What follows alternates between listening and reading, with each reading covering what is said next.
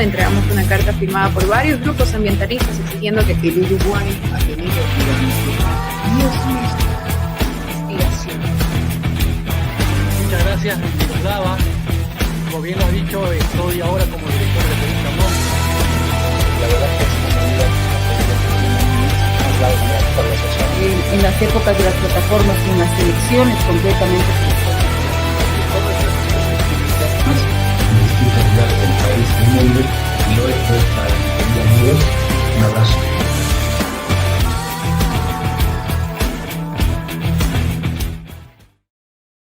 ¿Cómo están, amigos? Muy buenas tardes. Realmente un placer volvernos a encontrar después de un buen tiempo, una pequeña pausa que nos echamos, pero ahora hemos vuelto con un tema muy importante. Tengo como invitada a Laura de Rosa Martínez. Ella es la jefe de redacción de The Freedom Post y ella está ahora, ella es venezolana, la conocí hace unos años atrás. Un gusto realmente encontrarnos nuevamente por esta vía y ahora se encuentra, tengo entendido, en México, ¿no es cierto, Laura? ¿Cómo estás? Bienvenida.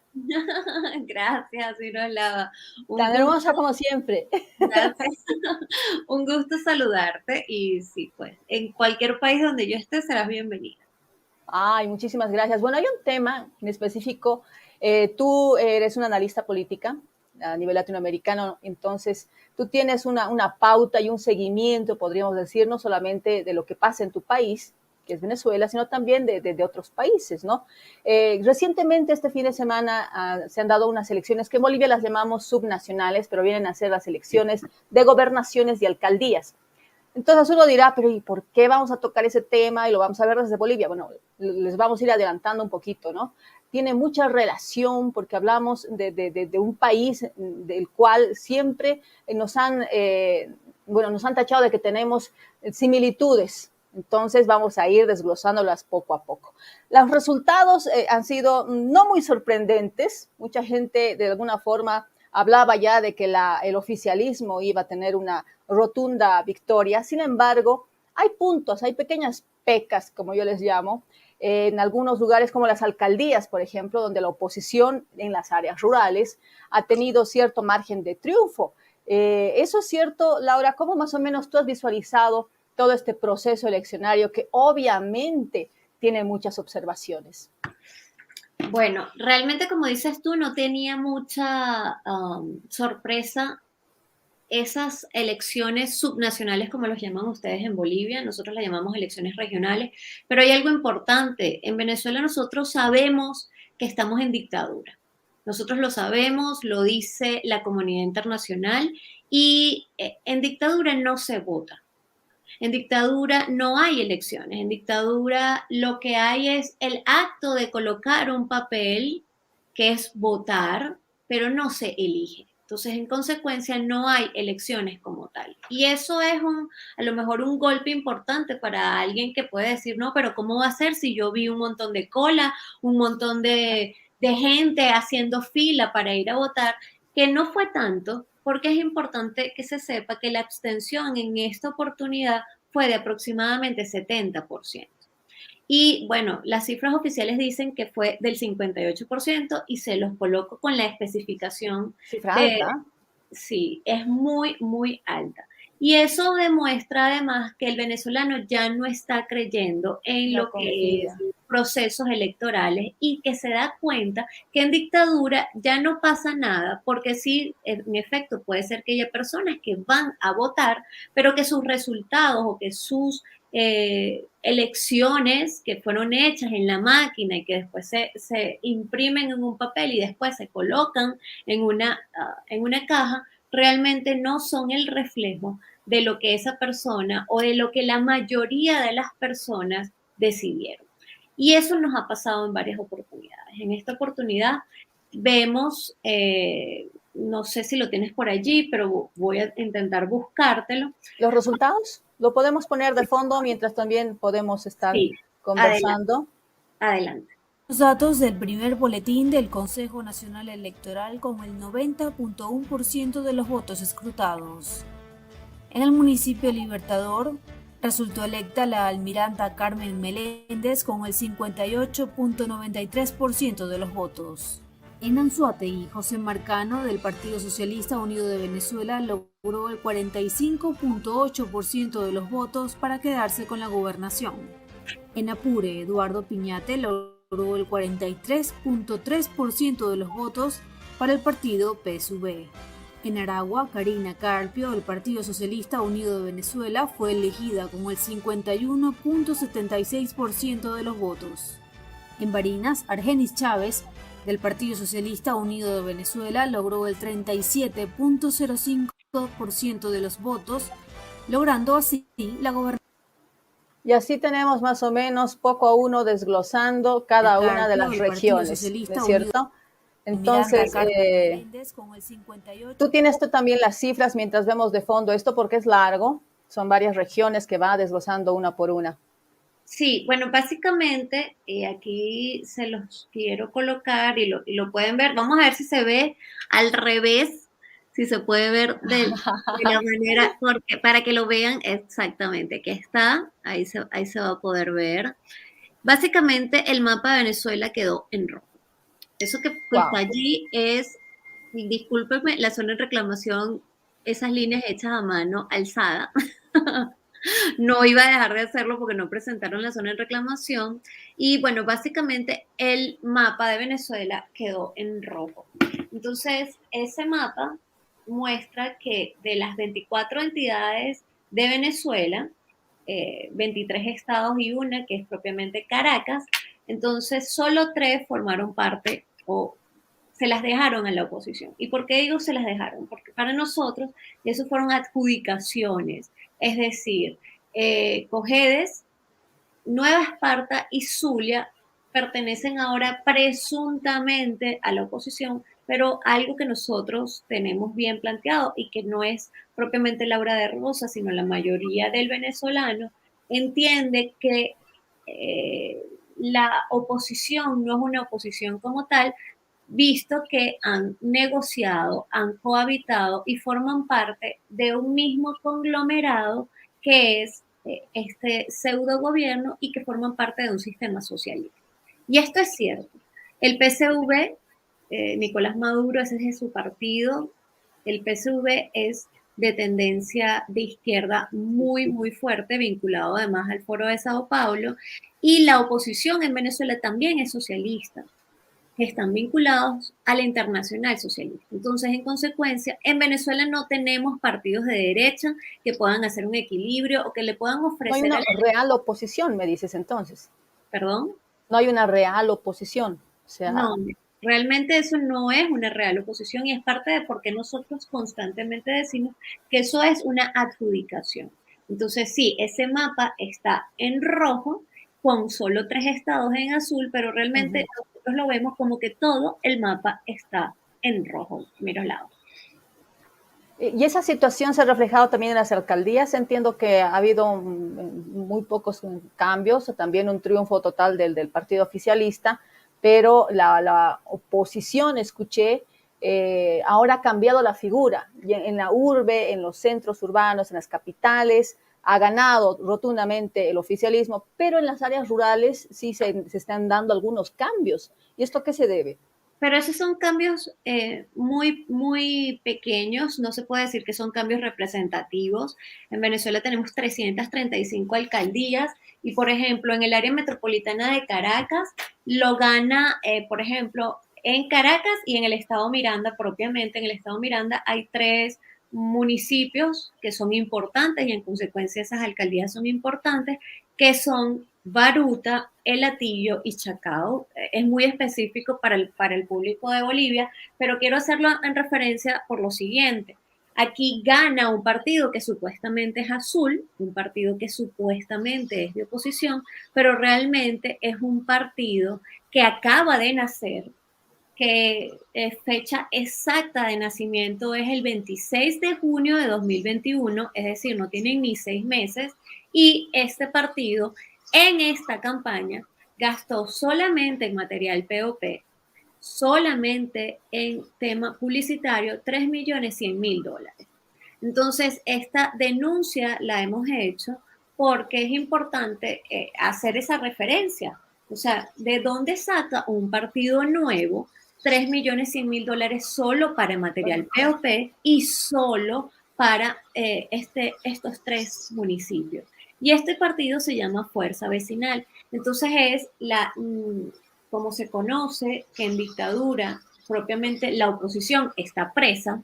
Entonces lo que está haciendo Venezuela, a diferencia por ejemplo de Nicaragua, que Daniel Ortega lo que hace es encarcelar a sus contrincantes, en esta oportunidad Venezuela ya pasó ese estadio de encarcelar a los contrincantes y lo que están haciendo es construir su propia oposición. Y eso es un tema que hemos venido hablando desde hace algún tiempo, porque normalmente en países democráticos o en países normales esto no sucede. O sea, cada quien, según sus valores y según su ideología, construye su partido. Eso es una democracia, ¿no? Exactamente. En Venezuela no está pasando así. En Venezuela hay una pseudo oposición que está recibiendo dinero del narcorrégimen para intentar demostrar ante la comunidad internacional que hay oposición.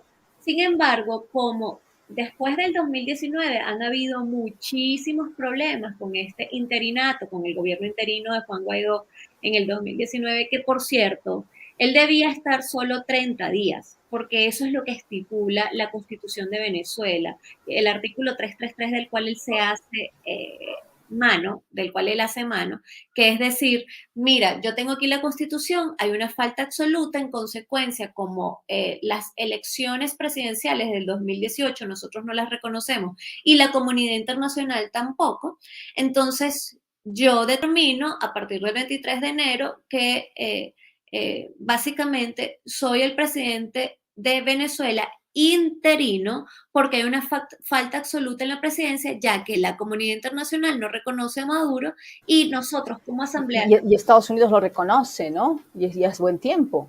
Sí, ese es un tema interesante. ¿Qué te parece si lo escuchamos un momento? Escuchamos su posición respecto a estas elecciones. Adelante. Entonces vamos a escuchar las palabras de Juan Guaidó, que es una de las, podemos decir, personajes que está presentándose como oposición, sin embargo, se tienen muchas observaciones al respecto. Veamos. Venezuela que resiste, democráticamente, por cierto, con las herramientas que nos da nuestra Constitución, hablar de un fracaso, entre comillas, electoral.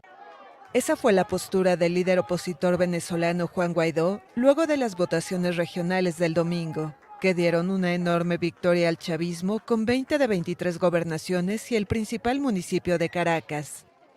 Guaidó, reconocido como presidente interino por medio centenar de países, se abstuvo de votar en estos comicios, al igual que en 2018 y 2020, por considerar que no había condiciones para participar. La oposición, debilitada y fragmentada, ganó en 3 estados en el regreso de sus principales partidos a las urnas después de 3 años de boicot y llamados a la abstención. Lo que se logró arrebatar es una hazaña. Lo que lograron arrebatar a la dictadura es una hazaña, para que sepan. Una hazaña. Porque sin recursos, perseguido, con un estado criminal detrás de cada uno de los líderes regionales, sin ningún tipo de acceso a medios, sin ningún tipo de financiamiento para imprimir un volante, un pendón. Algunas excepciones aplican. Mira, es una hazaña y mi respeto. Las elecciones regionales se presentaban como un nuevo punto de partida tanto para el presidente Nicolás Maduro, que busca el levantamiento de sanciones internacionales, como para la oposición, que retomó la vía electoral con la mirada puesta en una elección presidencial transparente en 2024. Que necesitamos oposición, y oposición no hubo. Mientras sigamos en este país dejándole las oportunidades a otros, nunca vamos a lograr nada. Si hubiéramos votado, otro gallo cantaría. Bueno, las elecciones ayer sucedieron porque es por falta de unión, pues. Por su parte, el gobierno de Estados Unidos, principal aliado de Guaidó, rechazó el resultado electoral el lunes a través de un comunicado y aseguró que el partido de Maduro privó a los venezolanos de participar en un proceso electoral libre y justo. Una misión de observación de la Unión Europea, paneles de expertos de la ONU y el Centro Carter pudieron acompañar el proceso tras años de resistencia del gobierno de Maduro. ¿Qué tal esa posición de Guaidó? Bueno, fíjate, hace unos minutos yo te decía que, por ejemplo, un solo partido de oposición, Fuerza Vecinal, que por cierto también fue reflejado allí, gastaba 3 millones de dólares, 3 millones de dólares en un país donde hay crisis humanitaria.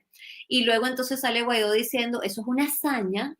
Él de verdad piensa que yo particularmente no había visto este extracto y incluso te lo voy a pedir para que me lo compartas. Porque él dice, esto es una hazaña con una oposición que no tiene dinero para volantes y entonces allí tú estás viendo justamente en las imágenes a Fuerza Vecinal, por poner un ejemplo, del asunto de estas vallas que cuestan muchísimo. Yo presenté justamente en redes sociales el presupuesto y el costo que se le había buscado, la disponibilidad presupuestaria para eso, y después él dice, eso es una hazaña, robarle 3 estados a la narcodictadura. Pero entonces ahí hay un montón de incoherencias, no solamente el asunto de el tema del dinero y que no es cierto que no tengan dinero. Segundo, ellos tienen muchos recursos que justamente les vienen de múltiples fuentes. Tercero, él dice, esto es una hazaña cuando se le roba a elecciones a la narcodictadura. Y aquí hay una nueva incoherencia.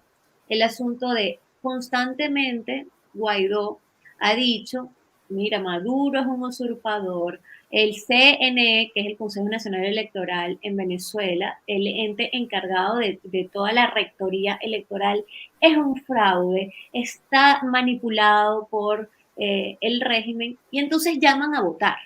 El partido de Guaidó original, que es Voluntad Popular, llama a votar. Entonces ahí hay una incoherencia y parte de eso es también la abstención, porque la gente ya se ha dado cuenta que esta oposición no es como tal oposición, que va y negocia, que en el momento en que tuvieron la oportunidad en febrero de 2019 para hacer cosas importantes en cuanto a la salida del régimen de Maduro, cuando tenían el apoyo de 60 países, incluido Estados Unidos, que tú lo mencionaste hace unos minutos, y que ya esa situación no la tenemos más, porque a partir del tiempo que ha sucedido, muchas cosas han cambiado. Entonces, todo es un asunto de incoherencia. La abstención básicamente también tiene que ver por eso. Mira, no confío en esta oposición, no confío en las incoherencias de que primero me dices que el CNE está vendido, por decirlo de manera muy, muy plana, y después dicen, ok, entonces ahora sí vayan a votar.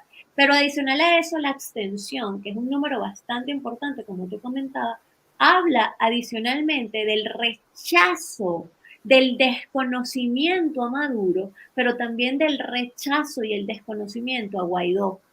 Es no queremos nada con esta situación. Y fíjate, 2 personas allí decían, y anoté las palabras, si hubiéramos votado, decía la señora, y Otra la cosa. falta de unión.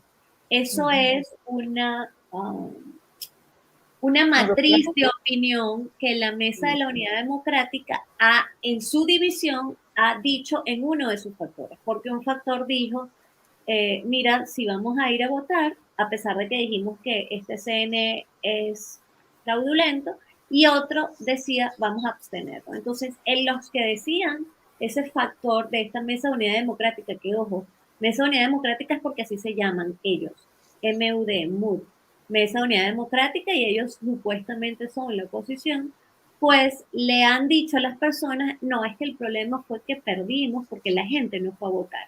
Y trasladan su responsabilidad a la persona en vez de asumir ellos a la población, la responsabilidad.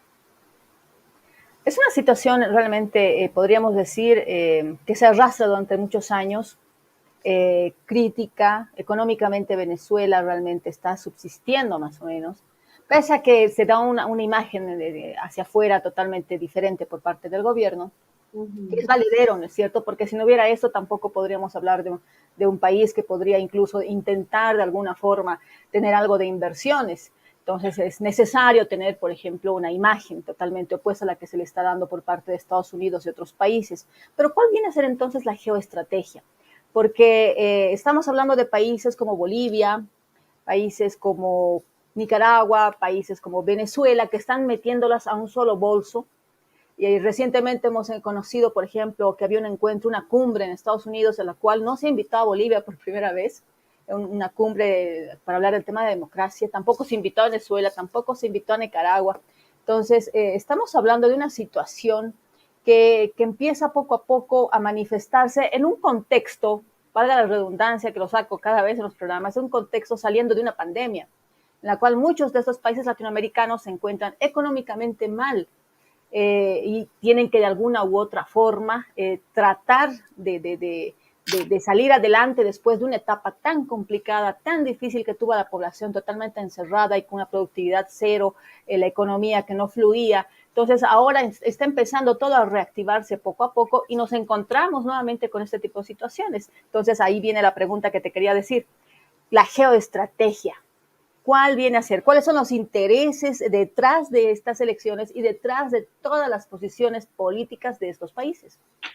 Bueno, también, también hay un asunto, o sea, las elecciones se tenían que dar porque periódicamente se tienen que dar, eso es aparte del asunto. Nosotros en Venezuela tenemos la presencia, y qué bueno que hablaste de estrategia, Miroslava, porque no se puede jugar al juego democrático o con reglas democráticas cuando en particular en Venezuela tenemos una dictadura. Eso es como jugar fútbol en cancha rectangular, que es lo tradicional, cuando estos sujetos que lideran estas dictaduras juegan fútbol en canchas redondas. Es decir, cambiaron totalmente las reglas y están haciendo cosas que estaban fuera de la caja. Y eso hay que tenerlo en cuenta. Cuando tú hablas de estrategia, justamente en Venezuela, esta dictadura, que básicamente está vinculada también al narcotráfico, porque está el cartel de los soles en Venezuela, y aparte se vincularon con la FARC y el ELN, ellos tienen un centro de estrategia, básicamente, y es un comité de estrategia que existe en todos los gobiernos, pero que en Venezuela evidentemente también existe. Pero la estrategia que ellos están activando es muy diferente a la que manejan las supuestas unidades de democracia que hay en Venezuela. Y a lo que me refiero con unidades de democracia, me refiero es a los partidos de oposición, que como hablamos ya, es una pseudo oposición porque cohabitan y porque ya esto lo conocemos. El electorado en Venezuela lo sabe, la comunidad en Venezuela lo sabe, y son muy pocos porcentajes, no pasa de 20% de la población que desconoce esta situación. Y te lo hablo desde el punto de vista de estudios cuantitativos, que la gente sabe de esto. Ok, este grupo que es, por decir, el centro de estrategia o el comité de estrategia de la dictadura de Maduro, está vinculado a Irán, a Rusia, a China, a Bielorrusia y a Siria. Y por ejemplo, en Siria, ellos acaban de tener, Bashar al-Assad acaba de tener una cuarta simulacro de elección, donde justamente a él casi se le da el 90% de los votos. Y esto es de la misma manera, es un cuarto periodo consecutivo desde que Bashar al-Assad padre muere y se lo deja a Bashar al-Assad hijo, y desde el 2000, cada 7 años, él está en el gobierno entre comillas, liderando eso como presidente. Entonces, este ejemplo, porque hablo del tema de estrategia en Venezuela y coloco el ejemplo de Siria, porque eso es lo que se llama dictadura electoral. La dictadura electoral es la dictadura que se viste de democracia y que usa entonces los procesos de elecciones para decir, no, mira, aquí hay una democracia. ¿Cómo puede ser que en Siria, Bashar al-Assad, después de la muerte del padre, en el año 2000 gana la primera elección, después en el 2007 la segunda elección la gana, en el 2014 gana su tercera elección y ahorita en el 2021 lo vuelve a ganar con porcentajes de votación siempre mayores, siempre a favor de ellos? Pongo este ejemplo justamente porque viéndolo a lo mejor lejos, la gente puede entender lo que está pasando en Venezuela. Esto es importante saber que ellos se están manejando con unos países que están haciendo lo mismo. Igual con Cuba, si lo traemos para el caso de América Latina, igual con Nicaragua. En el caso de todo lo que está pasando alrededor de Venezuela, y entonces aquí hablo de los países que reconocieron a Guaidó como gobierno interino en el 2019, muchos de ellos ya pasaron, ya cambiaron. El apoyo que se tenía desde Colombia, por ejemplo, ya va a cambiar con las próximas elecciones presidenciales. No sabemos si se va a mantener o no se va a mantener una tendencia que no es de izquierda o que al final Petro vaya a ganar.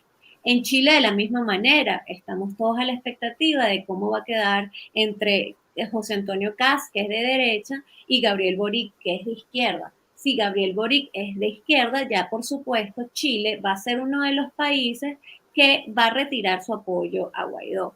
Igual pasó con Bolivia. En Bolivia, Jeanine Áñez, independientemente de lo que opine cada quien en Bolivia, porque eso es un tema muy particular de Bolivia, Jeanine Áñez dio el apoyo a Guaidó, y sí, ahora, pues ya evidentemente no se le retira el apoyo y esto vuelve a ser favorable a Maduro. Entonces la geopolítica justamente va a irse modificando según cómo vaya pasando el tiempo, porque hay intereses que son de carácter estratégico, ¿ah? Porque estamos hablando incluso de explotación de recursos estratégicos en este sentido, ¿no? Tanto en Venezuela como también en Bolivia. Correcto. Es así. En este caso, por ejemplo, en Bolivia al menos sí tenemos presencia por parte de empresas, inversiones que se han interesado en ciertos proyectos nacionales por parte de Rusia, por parte de China, por parte de Irán y obviamente normalmente hace unos 20 años atrás no teníamos tanta presencia, por ejemplo, en Bolivia de iraníes, de chinos y bueno, no conocíamos la existencia de empresas rusas, estatales, que vienen con interés también aquí a poder introducirse en grandes proyectos. Tenemos el tema del Salar de Uyuni, tenemos una fábrica, una empresa que quieren hacer en el Alto, una empresa nuclear. Entonces, son varias cosas que se van sumando y de alguna u otra forma, o sea, a nivel interno, con tus propios conflictos, con los temas de coyuntura, no te das cuenta que también se van podríamos decir, reflejar como un espejo, o tal vez nosotros somos el reflejo de otro país en el cual también se están dando este tipo de incursiones. Correcto, correcto. Y eso es muy importante porque justamente es no solamente el tema de geoestrategia, porque la geoestrategia evidentemente va vinculado al tema geopolítico. Es básicamente lo que antes nosotros hablábamos de este tema entre Oriente y Occidente, se está presentando ahora en nuestro continente, desde el momento en que se le abren las puertas a otro tipo de ideologías y otro tipo de visiones que propiamente no son occidentales. Y ojo, aquí no se trata de ser pro-yanquis o que se trata de ser... porque normalmente siempre hacen ese tipo de comentarios y aquí no se trata de eso. Exactamente, y eso es una cosa polarizante que siempre se busca en este tipo de regímenes de izquierda, sean dictaduras o sean supuestos estadios intermedios o propiamente gobiernos que fueron electos democráticamente. No comulgas conmigo, eres mi enemigo, más o menos así. Exactamente, o sea, por eso te colocaba los tres estadios, sean dictaduras de izquierda como tal, sean propiamente estos gobiernos que se están lanzando entre una cosa y la otra, y los gobiernos que apenas están empezando, que son de izquierda.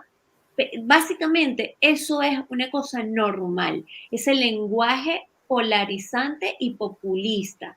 Es si nosotros no aceptamos que vengan otros países que no son propiamente de lo que normalmente ha estado, exactamente del bloque, entonces allí tú eres mi enemigo, tú eres pro-yanqui, etcétera, etcétera. No, es que el asunto es que una soberanía de un país tiene que ser soberanía real. No es precisamente para que tengamos a Estados Unidos metido en estos países, pero tampoco para que tengamos a China, a Rusia o a Irán.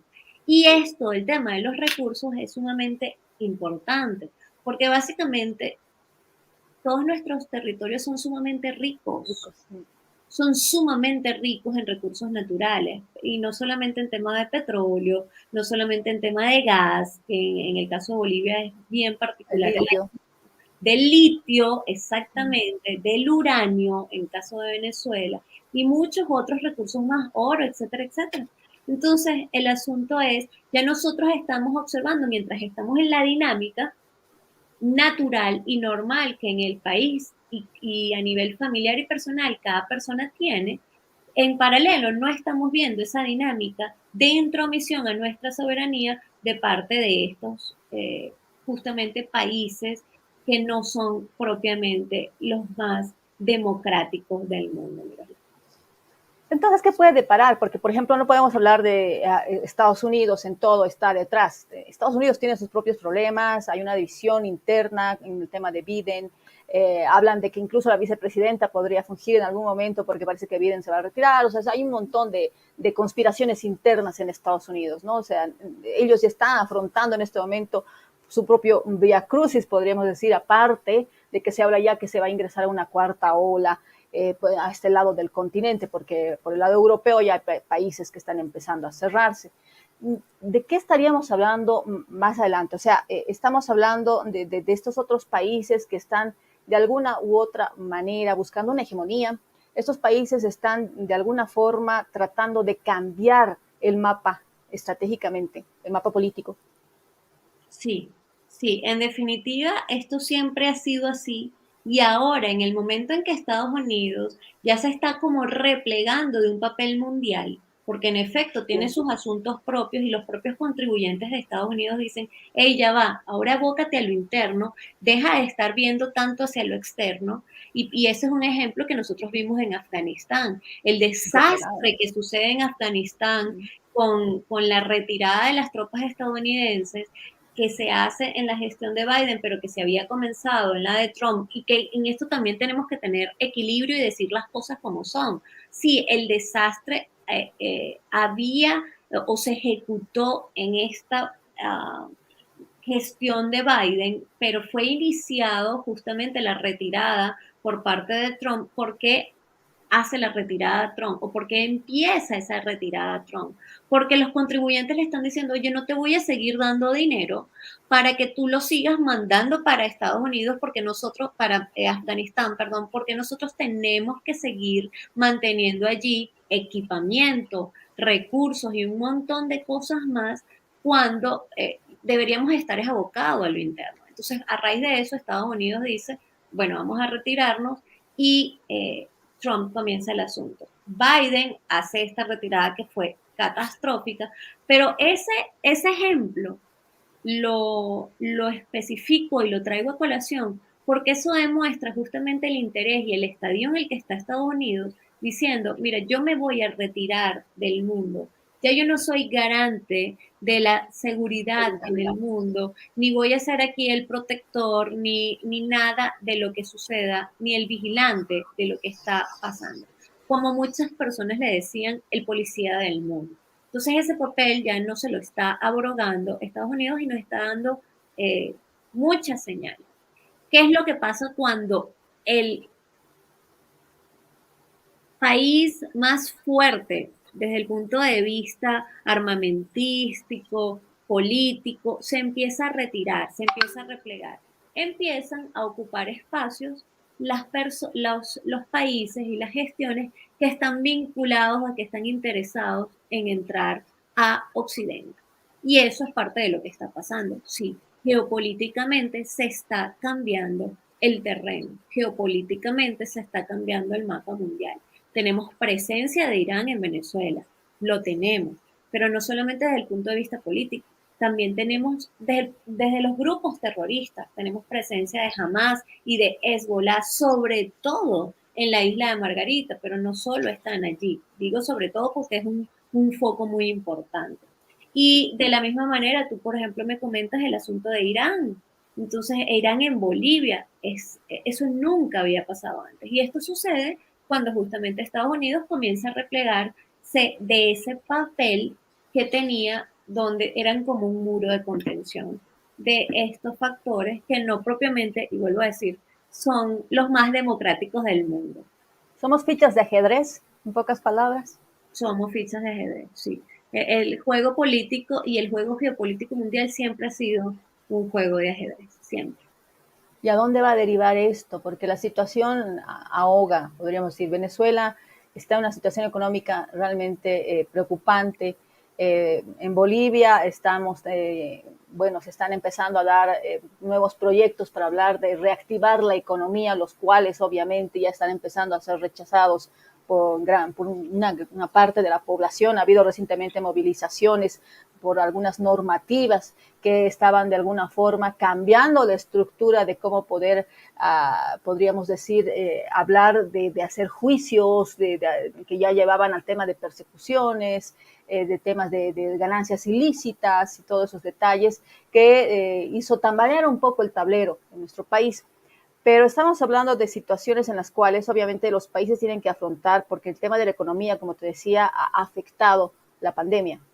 La pandemia ha logrado de alguna forma desnudar ya las falencias que tenían estos países latinoamericanos y obviamente abrir la piel, podríamos decir, en lo que era en el sistema sanitario, en el tema económico, el tema productivo. Entonces, ahora, ¿qué vamos a ver más adelante, tomando en cuenta que somos unas fichas de un tablero de ajedrez gigante y en los cuales también tenemos que afrontar nuestros propios conflictos y nuestras propias, podríamos decir, metas para poder más adelante hablar de países que puedan salir de esta etapa crítica? Bueno, allí tú metes el elemento, por ejemplo, del coronavirus y metes el tema de la pandemia y cómo eso ha influido en el tema económico de los países y esto realmente es preocupante. Tú hablabas hace un rato de la cuarta ola y aquí quiero hacer un paréntesis para hacer un comentario. En el mes de octubre, aproximadamente el 15 de octubre, nosotros desde el The Freedom Post hablamos, hicimos una alerta de una información que había surgido del Epoch Times. El diario Epoch Times, que tiene evidentemente vinculación en múltiples países, que tienen sede en múltiples países, el Epoch Times de China tuvo acceso a papeles o a documentos que se filtraron del Partido Comunista Chino. Y en estos papeles que estaban de inicio de octubre, mostraban que el Partido Comunista estaba dándole instrucciones a ciertas provincias de China para que se prepararan porque iba a venir una nueva ola muy, muy fuerte y que tenían que levantar y erigir o construir edificios de manera muy rápida para poder tener capacidad de poder atender a los pacientes que iba a generarse en China. Ojo, Miroslava, estos fueron documentos que se filtraron los primeros días de octubre y que nosotros tenemos acceso el 15 de octubre, hacemos la alerta.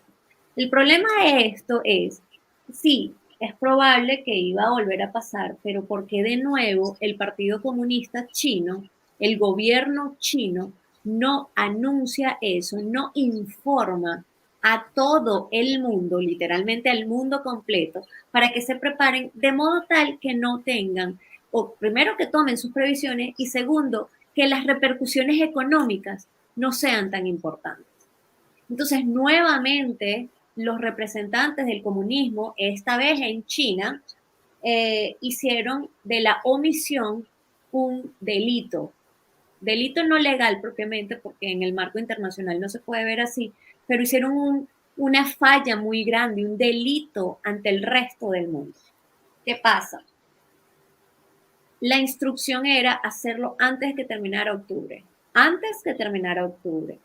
El 20 de octubre sale China diciendo, la semana pasada hubo más o menos 15 turistas que venían infectados de COVID, para que veas la ilógica de la narrativa, la mentira involucrada en la narrativa, y tenemos que volver a cerrar. Entonces, ya se habían filtrado los documentos desde el 1 de octubre, era mentira del grupo de los turistas, y lo que ellos dijeron a mediados es, no, es que fueron por unos turistas. ¿Qué pasó?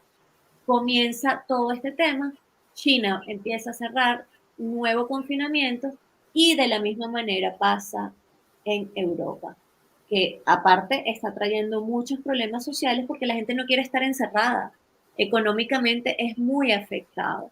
Ahora, nosotros en América, sobre todo en Sudamérica, somos los últimos y nos afectamos de la misma manera y nos va a afectar económicamente. Entonces, ya se están empezando a hacer confinamientos en Europa y probablemente en los países latinoamericanos suceda de la misma manera, con un poco más de relajación o relajamiento, porque nosotros no somos tan estrictos en este tipo de normativas, pero probablemente nos vaya a afectar. Y es preocupante además porque hay mentiras involucradas y omisión de información. La situación entonces más adelante podríamos decir que económicamente puede existir realmente inflexiones un poco peligrosas para nuestros países, tomando en cuenta que los vamos a afrontar y estamos afrontando de diferentes formas con otros países más desarrollados, podríamos decir, ¿no? Sí, sí, definitivamente, definitivamente, porque también hay una cosa que es que nuestras poblaciones no están acostumbradas al ahorro como tal, y eso es una cosa general y estructural en nuestros países. Entonces, cuando llegan este tipo de situaciones que no han sido alertadas a la población, primero los gobiernos y después alertada a la población para que la gente tome sus previsiones y decirle, ojo, es probable que en 2 meses venga una nueva oleada, un nuevo confinamiento. Entonces allí no hay capacidad de ahorro y por supuesto que se afecta a la economía. Y sí, son puntos de inflexión importantes, como los dices tú. Mira. Y a esto sumamos el aspecto político, retomando nuevamente, o sea, por eso te decía, es como algo así, ¿no? Como un círculo vicioso, un ciclo. Sí. El tema político juega un papel importante, podríamos decir, porque por el tema político, por ejemplo, doy como ejemplo, en Bolivia se decidió comprar las vacunas Sputnik de Rusia. De Rusia. Pese a las advertencias de que hay países que no aceptan esa vacuna. O sea, tienes que vacunarte con otras vacunas para poder ingresar a esos países. Aún así, el gobierno decidió hacerlo con las vacunas Sputnik. No son malas, simple y llanamente que tienen esa observación. Entonces, actualmente tenemos, creo, un 32% de personas vacunadas con dos dosis, o sea, ni qué hablar de la tercera dosis. Hay una muy, muy baja afluencia de personas vacunándose. Y esta situación se está reflejando en otros países, no tanto como en el nuestro, lastimosamente, pero sí se está reflejando. Pero son las decisiones políticas las cuales han llevado a hacer, por ejemplo, este tipo de compras. Son este tipo de situaciones que nos van a llevar a tener, digamos, ese tipo de dependencia ya de estos otros países. Y esto de alguna u otra forma tal vez puede significar algo bueno, ¿será? ¿O algo malo? ¿A qué te refieres con algo bueno? Porque el tema es que ciertamente todas las decisiones gubernamentales, las decisiones políticas están involucradas. Y en efecto, para el que quiera viajar, por ejemplo, que está en Bolivia, probablemente cuando quieran ingresar a Europa, a Estados Unidos, a X países, no lo van a poder hacer porque si tienen la Sputnik no lo van a poder hacer. Y no es por un tema de que viene de Rusia, que probablemente desde el punto de vista muy, muy holístico, muy, muy macro, sí también tenga que ver que viene de Rusia. Pero el asunto es, todavía no tienen las certificaciones sanitarias como para decir, estas están aprobadas, como puede estar Moderna, como puede estar Pfizer, etcétera, etcétera. Por supuesto que tienen decisiones políticas que influyen en estas, evidentemente, decisiones sanitarias, y eso mismo que pasa en Bolivia pasa en Venezuela. La Sputnik y las vacunas chinas son las que tienen mayor entrada por parte del gobierno, pseudo gobierno en el caso de Venezuela. ¿Por qué se hace así? Porque bajo ningún concepto ellos van a pedirle a Pfizer, mira, tráeme un nuevo cargamento o saquen un nuevo lote, bueno, no es realmente cargamento, sino lote para Venezuela, porque aparte se tienen que pagar. No, es vámonos con Sputnik, por ejemplo, aunque estas no sean las más certificadas, y así tengo yo a mi población. Realmente, si yo hago una evaluación, y yo no como Laura, sino como gobierno, hago una evaluación de todas las vacunas, por supuesto, dentro de la decisión va a estar la decisión política, pero dentro de esa decisión política también voy a prelar la seguridad sanitaria de mi conglomerado, de mi población. Entonces, allí también se muestra la poca importancia que se le da desde el punto de vista de estos gobiernos de izquierda a la población, a la salud general.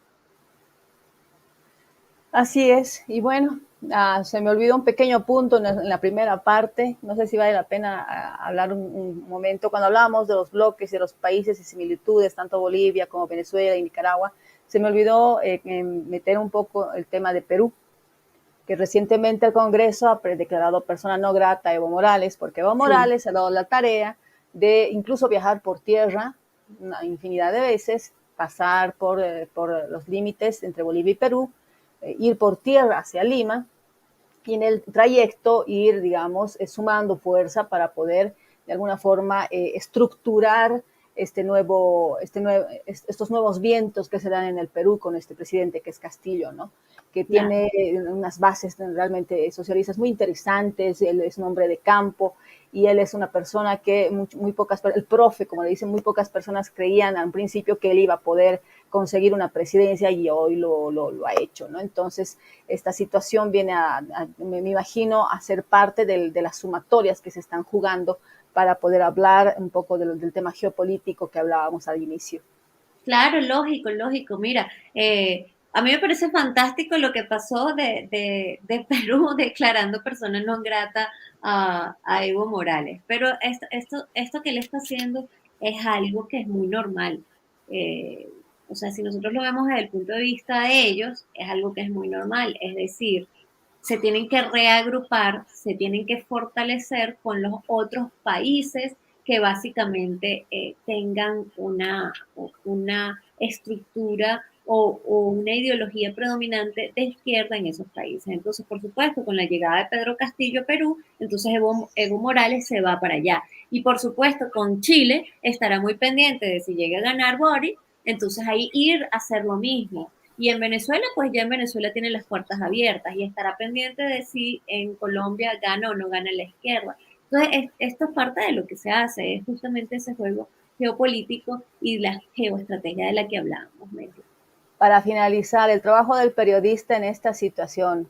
Es muy difícil estar al medio, es muy difícil ser, digamos, el santo a quien comulgue ni de un lado ni del otro lado. Entonces, el papel del periodista en esta circunstancia, porque yo calculo que va a ser una circunstancia en algún momento, generalmente todo tiende a ir en subida o en bajada en la política, es una situación compleja, ¿no es cierto? Es una situación muy compleja poder hablar de ciertos temas, poder decirlo abiertamente en canales o en medios ya constituidos, sólidos, supuestamente, en los cuales, valga la aclaración, hay muchos medios que incluso han tenido que bajar los tonos, ¿no?, de crítica al gobierno precisamente para su propia subsistencia. Esto pasó en Venezuela, pasa en Bolivia y en otros países. Entonces, ya tal vez para finalizar, el papel del periodista, ¿cómo lo ves tú? Bueno, fíjate que yo no soy periodista, yo soy internacionalista y nosotros creamos el The Freedom Post, evidentemente tenemos periodistas dentro de nuestra plantilla.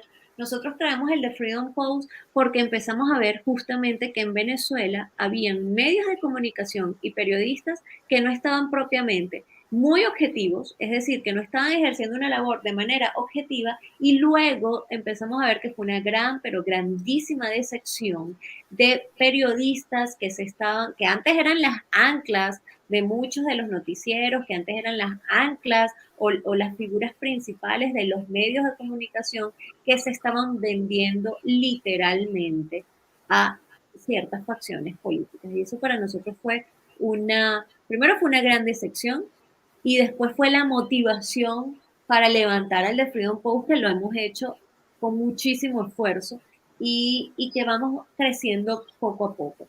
Nosotros en Venezuela hemos reconocido que la implantación del socialismo, que al final, bueno, al inicio siempre muestra como ideales muy sociales, como ideales que son muy fraternales supuestamente, la redistribución de la riqueza, la igualdad para todo el mundo, etcétera, etcétera, que es el discurso que tienen constantemente en todas partes, a donde intenten ingresar. Al final se determina que siempre, siempre, siempre genera miseria y pobreza. En Venezuela, nunca, como te contaba desde el inicio, nunca hemos tenido partidos distintos a que sea la izquierda. Entonces, el colectivo o el conocimiento general que hemos comprendido es, nosotros no podemos en Venezuela seguir ya desde la izquierda, no podemos. Entonces tenemos que irnos hacia otros lugares. Esto fue parte de lo que nosotros entendimos en el The Freedom Post para hablar con claridad, justamente como tú lo estás diciendo. Es muy difícil porque hay medios y periodistas que han decidido autocensurarse. Adicionalmente, hay medios y periodistas que han decidido venderse y hay otros medios y periodistas, e incluso no periodistas, que empezamos a hacer una gestión para decir, ok, entonces hay que hablar de otra manera, hay que hablar con mucha labor pedagógica, explicar, porque no solo hacer un recuento de las noticias, reseñar o comunicar lo que está sucediendo al día a día o mensualmente, sino también contarle a la gente y tener un poco de pedagogía política. Y es parte de lo que nosotros estamos haciendo desde el The Freedom Post. ¿Dónde encontramos The Freedom Post? Bueno, The Freedom Post lo puedes encontrar lógicamente en la página web, que es www.thefreedompost.net. Es importante que sea .net. Luego tenemos The Freedom Post, raya abajo, en Instagram y The Freedom Post en Twitter. Allí, por esas 3 vías, lo pueden ver. Tenemos noticias de Venezuela, de Latinoamérica, evidentemente del resto del mundo. Y tenemos 2 apartados importantes, que es uno, el de corrupción, que normalmente en los medios no está planteado de esa manera. Aquí lo hemos hecho de manera muy, muy abierta para que las personas vean cuáles son los últimos casos de corrupción o cuál es el que está viralizado, y lo otro justamente es el viral, que es la otra sección que es muy, muy buscada en el The Freedom Post. Perfecto, entonces muchísimas gracias, Laura de Rosa. Un placer poder estar contigo, compartir estos minutos. Ya hicimos la invitación a The Freedom Post y bueno, ahí también encuentran a Laura de Rosa opinando, hablando y también escribiendo, que es muy, muy buena en este tipo de análisis. Gracias. Gracias a ti, Miroslava, y saludos por Bolivia. Espero estar pronto por allá. Y ya viniste, creo, ¿no? Sí, he ido muchas veces. Espero ir pronto. Avísame. Muy bien. Entonces, hasta el jueves con una nueva temática. Muchísimas gracias a Laura de Rosa, también a The Freedom Post. Muy, muy, muy buenas tardes.